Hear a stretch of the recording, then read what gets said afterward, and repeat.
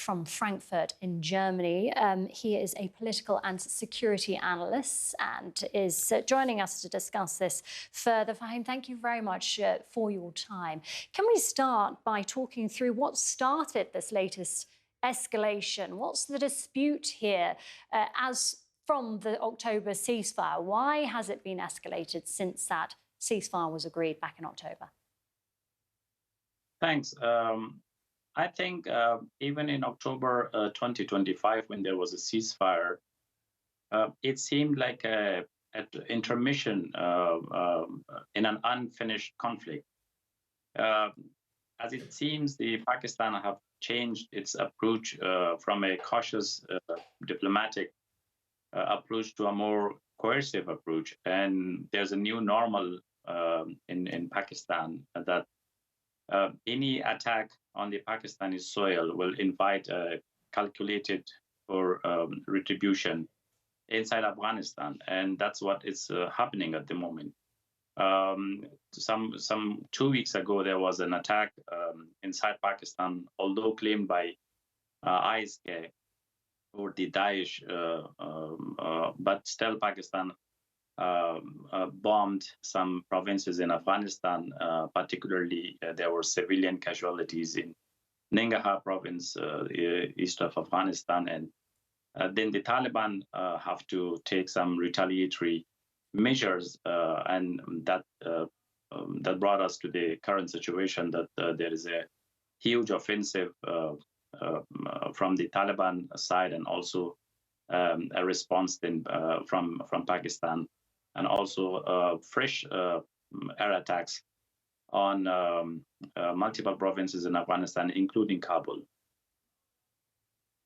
And Fahim, Pakistan accuses the government in Afghanistan for what Islamabad says is harboring terrorists. What is behind these accusations? Well, there is no doubt that after the return of Taliban in 2021, the TTP, there's an emboldenment of the militant groups in the region, particularly the TTP, the Tehrik-e-Taliban of Pakistan. And it has changed into a potent security threat to Pakistan at the moment. But we should also not forget that TTP emerged in Pakistan in 2007, when the Taliban itself back then was an insurgency supported by Pakistan and was fighting the Republic in Afghanistan.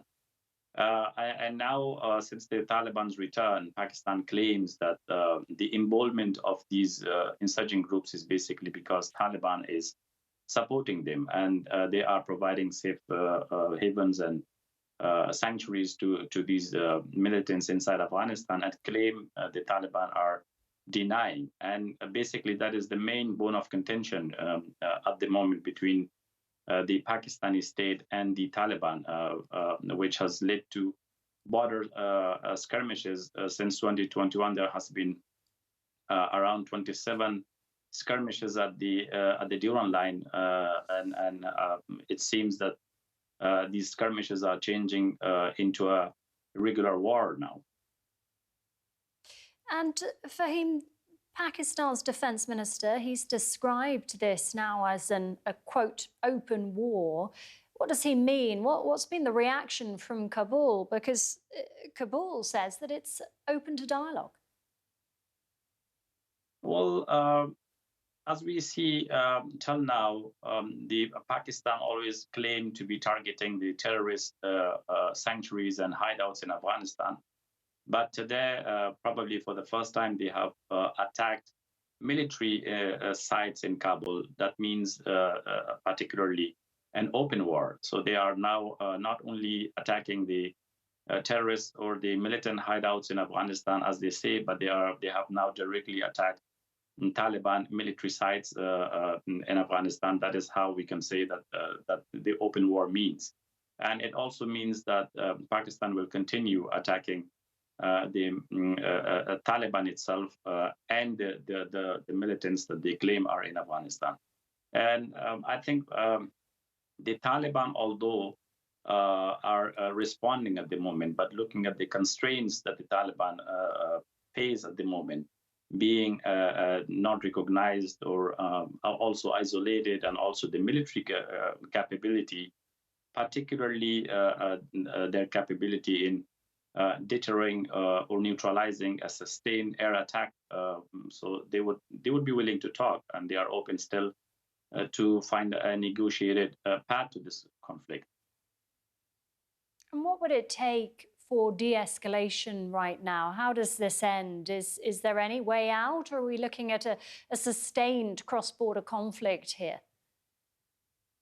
I think both sides have their constraints. If you look at Pakistan's ability, it is severely constrained due to many domestic factors, such as that Pakistan is also not in a very good economic shape.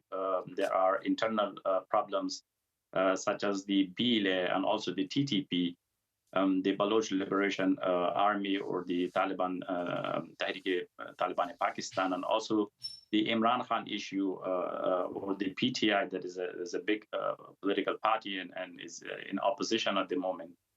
And also there is these tribes and the population at both sides of the line. They share the same ethnicity, same culture, same language. It would be hard for Pakistan to initiate a full-scale war. On the other side, if you look at the Taliban, they are also not in a very good position militarily.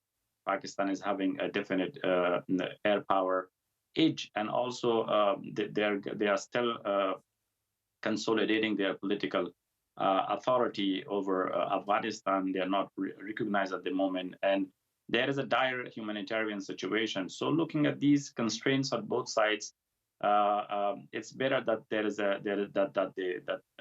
a way for the solution based on diplomacy and not war.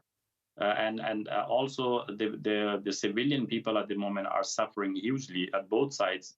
These entry points are closed. The economic and trade affairs are severely restricted. So I think it is time for diplomacy to take hold, and we have to prevent this provocative and rhetorical language from the both sides. Fahim, really appreciate your time and your thoughts. Thank you very much for speaking to us on TRT World. My pleasure.